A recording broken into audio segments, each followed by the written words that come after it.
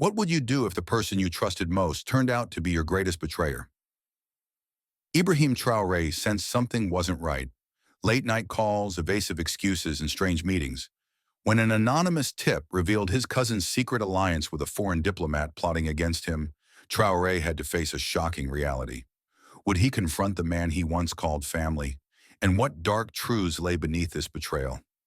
Stay tuned as we uncover the full story of trust shattered and power at stake. Before we move on, I'd like to ask you a small favor. If you appreciate this content, please take a second to like this video and subscribe to the channel. Over 98% of you watch the videos without subscribing. It costs you nothing, but it makes a huge difference to us. So did you click the subscribe button? Great. Thank you so much. Now back to the video. How do you recognize betrayal when it comes from someone closest to you? For Ibrahim Traoré, it started as a faint unease, something he couldn't quite name. His cousin, a man who had been by his side through years of both triumphs and struggles, began to change in small but undeniable ways. Patterns that once seemed normal began to shift. Late at night, Traoré noticed his cousin stepping out of the room to take calls, his voice barely above a whisper. When asked, the explanations were vague: a local contact, an old friend. But the answers never quite matched the frequency or tone of these conversations. The certainty Traoré once felt in their relationship began to erode, leaving him with quiet questions he couldn't shake. At first, Traoré tried to dismiss these observations. It wasn't unusual for someone in his cousin's position to have private matters to handle. After all, his cousin had long been involved in the political ecosystem that surrounded Traoré's leadership, a trusted figure in his inner circle. Yet it wasn't just the phone calls. Over time, his cousin's behavior began to carry an air of secrecy. He became harder to find during critical moments, stepping out of meetings without a clear reason and appearing distracted when he did attend. Simple things like making direct eye contact seemed to grow strained. Traoré told himself it could all just be stress, but the seed of doubt was already growing. Suspicion doesn't emerge in one dramatic flash.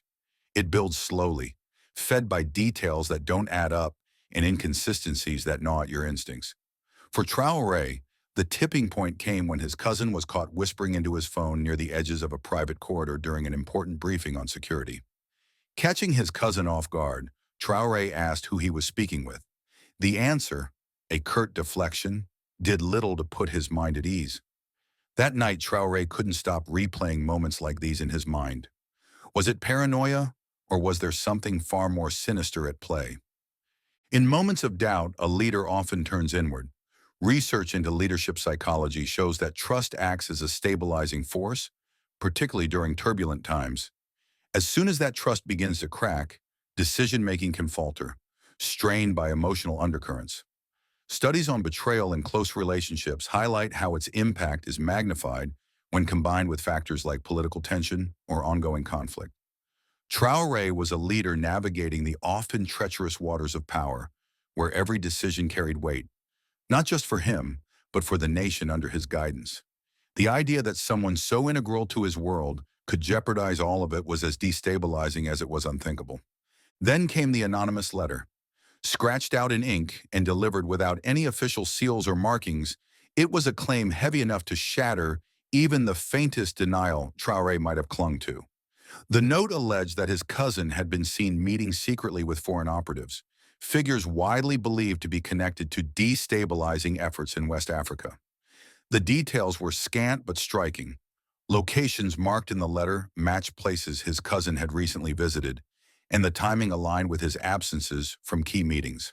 A truth Traoré had been fighting to ignore now seemed to be staring him in the face.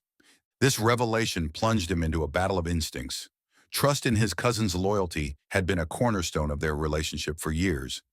Could he truly believe that the man who had once been his closest ally was now undermining everything they had built? Or would dismissing the warning signs in the anonymous tip leave him blindsided? As the evidence lined up, Traoré realized the risk of inaction could be far greater than the pain of confronting a devastating truth. The choice wasn't so simple. It was tangled with emotions, memories, and a loyalty that didn't want to die. Unable to ignore what was unfolding, Traoré made his decision. He would investigate further. This wasn't a moment for personal hesitation. It was his responsibility as a leader. Whatever came next, he resolved to uncover the truth, no matter how difficult it might prove to be, and what he would find would deepen the betrayal beyond anything he could have imagined. What would you do if the person you trusted most was secretly plotting against you? Ibrahim Traoré had wrestled with this thought before, but when suspicion turned into action, his worst fears began to crystallize. Quietly, he instructed his officers to monitor his cousin's every move. The goal was simple: uncover the truth. What they found was anything but simple: a web of secret meetings, whispered conversations, and foreign connections began to emerge, painting a picture that felt less like coincidence and more like conspiracy. Traoré's cousin, it turned out, was not just operating in the shadows. He was meeting with Jean-Marc Drain, a French diplomat known for his ties to groups openly hostile to Burkina Faso. Drain's name had surfaced before, linked to accusations of meddling in West African leadership struggles. Traoré's cousin had met with him privately on several occasions, often at locations far from the public eye. Officers documented the encounters carefully, noticing regular patterns: late-night meetings that stretched into the early hours, foreign phone numbers dialed repeatedly, and cryptic language that suggested every effort was being made to avoid detection. Whatever these discussions entailed, they weren't about harmless diplomacy. Traoré reviewed each report in grim silence. One exchange, captured in shorthand by his officers, stood out. His cousin had reportedly passed along a sealed envelope during a dimly lit meeting outside the city. The recipient, a known associate of Drain, slipped it into his jacket before leaving on a motorcycle. What was in the envelope, Traoré could only guess, but the secrecy surrounding it was undeniable. Adding to this were banking transactions, traced back to accounts in France, which raised even more questions about the involvement of foreign interests and whether his cousin had received financial rewards for his cooperation. The betrayal wasn't confined to philosophical disagreements or personal resentment. It was deliberate, calculated, and part of a broader mission to undermine Traoré's leadership. Historically, situations like this were rare but not without precedent. Foreign powers had long taken an interest in African nations, especially those like Burkina Faso, whose leaders challenged outside influence. Figures like Jean-Marc Drain didn't act on a whim. They represented something larger. This echoed events seen elsewhere in Africa and beyond. Leaders toppled or weakened through quiet alliances with domestic actors willing to betray their own country for promises of wealth or power. These patterns were all too familiar and, unfortunately, effective. By the time Traoré's cousin's full involvement became clear, the betrayal had grown far beyond a personal affront. It was an attack on the stability of the government itself. Officers uncovered communication involving coded phrases, some of which indicated strategic intelligence was being shared, intelligence that could compromise national security. Jean-Marc Drain's position as a diplomat complicated matters. It gave him the guise of legitimacy while orchestrating connections meant to destabilize from within. The cousin wasn't just gathering information. He was an active participant in a larger plot, one that now threatened to unravel everything Traoré had built as a leader. The evidence left Traoré no room for doubt. His cousin had accepted promises of power and wealth in exchange for aiding foreign interests. The anonymous tip that had set all this in motion was now confirmed in the starkest terms. Traoré realized this wasn't simply betrayal born out of personal greed. The stakes were higher. Burkina Faso's geopolitical position had always made it an attractive target for both allies and adversaries. With its leadership undercut by someone from the inside, those adversaries had a foothold they could exploit. Traoré sat with the decision of what to do next. Exposing his cousin to the public would carry enormous consequences. It wasn't just about loyalty or family ties anymore. The very survival of his government and the safety of his people were now at risk. The plot uncovered by his officers revealed connections well beyond his cousin, suggesting a larger network poised to act. Traoré understood that confronting his cousin wasn't just about asking why. It was about deciding what came next. How do you confront someone who has betrayed your trust and your country? Ibrahim Traoré sat silently in his dimly lit office, the weight of the evidence in front of him heavier than anything he had carried before. He had invited his cousin for a private meeting, choosing this familiar space to shield them from prying eyes.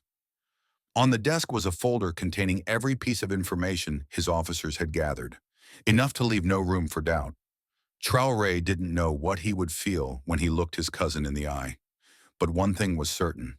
Today's conversation would change everything. His cousin entered the room with a cautious demeanor, his usual confidence noticeably absent. For a moment, there was an almost unbearable silence between them. Traore gestured for him to sit, his expression giving nothing away. When he finally spoke, his voice was calm but firm. "We need to talk," he began, sliding the folder across the desk toward his cousin. As his cousin opened it, brows furrowed, flipping through the pages of surveillance reports, bank transactions, and photographs of clandestine meetings, Traore studied him closely. At first, there was no reaction, just a poker face that refused to crack. "What is this?" his cousin finally said, his tone more defensive than confused. Traore leaned back, his gaze unflinching. "It's everything," he replied. "Every meeting, every call, every betrayal." His cousin scoffed, pushing the folder away as if to dismiss its contents. "This means nothing," he said, his voice rising. "Whatever you're being told, it's a lie. You're being played, Ibrahim, and you're letting them turn us against each other." But the denial didn't last long.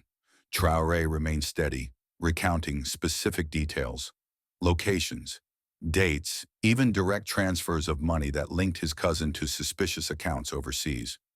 With every word, his cousin's posture shifted. First defensiveness, then hesitation, and finally an unmistakable slump of resignation. "It's not what it looks like," his cousin muttered, struggling to maintain composure. But Traore pressed on. "They promised you something, didn't they? What was it? Power? Money?" His cousin's hands tightened into fists on the table, his jaw clenching. The room seemed to shrink as the silence stretched, broken only by the soft hum of the ceiling fan above them. Finally, he exhaled sharply, shoulders dropping as the denial gave way. "They promised me power and wealth," he admitted, his voice low but clear. "Enough to secure a future, to guarantee things you never could." Traore's chest tightened as the words hit him. The man sitting across from him wasn't just a relative. He was part of his inner world, someone always at his side. And now he was confessing to passing information, betraying their shared trust for personal gain. The admission wasn't just painful, it was infuriating. "You sold us out," Traore said quietly. "You sold this country out." His cousin tried to argue, insisting that he had been manipulated, that he hadn't understood the full consequences. But the evidence was damning, and both men knew there was no way to undo what had been done. The emotional toll of this moment was undeniable. Betrayal within families cuts deeper than almost anything else, especially when it intersects with political power. Research shows that breaches of trust in close relationships create lasting psychological scars, magnified further when tied to roles of authority and responsibility. For Traore, this was more than just a personal wound. It called into question his ability to trust anyone, to protect the very people he had sworn to lead. Faced with this unbearable reality, Traore had to act. After days of deliberation, he made the impossible choice. Loyalty to family could not outweigh his duty to the nation. He ordered the results of the investigation to be made public, exposing his cousin's betrayal to both Burkina Faso and the international community. The fallout was swift and relentless. His cousin was condemned publicly, losing not only his position, but whatever trust or sympathy remained. This wasn't just about punishing one man, it was about sending a message. Traore understood this act of betrayal wasn't an isolated misstep. It was part of a larger threat to national security. By choosing transparency, he prioritized the survival of his country over the personal pain of losing someone close to him. Yet even as the truth came to light, Traore knew the consequences of such revelations wouldn't stop at Burkina Faso's borders. Leadership isn't just about power, it's about making choices that cut deep, even when they come at personal cost. Ibrahim Traore's decision to expose his cousin's betrayal exemplifies this burden. Choosing the welfare of an entire nation over family demanded not only courage, but the willingness to bear emotional scars. Betrayals of this kind carve into trust, leaving permanent marks on a leader's psyche. Traore's story forces us to confront the question, What would we sacrifice for the greater good? In the end, it reminds us that the hardest battles aren't fought in public. They're fought within, against doubt, pain, and fear.